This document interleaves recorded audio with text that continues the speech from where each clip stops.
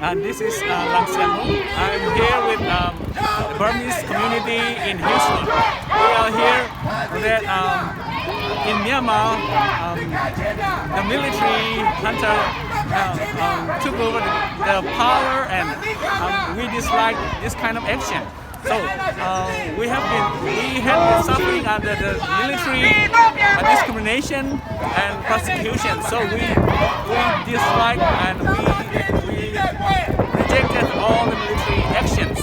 So we want democracy.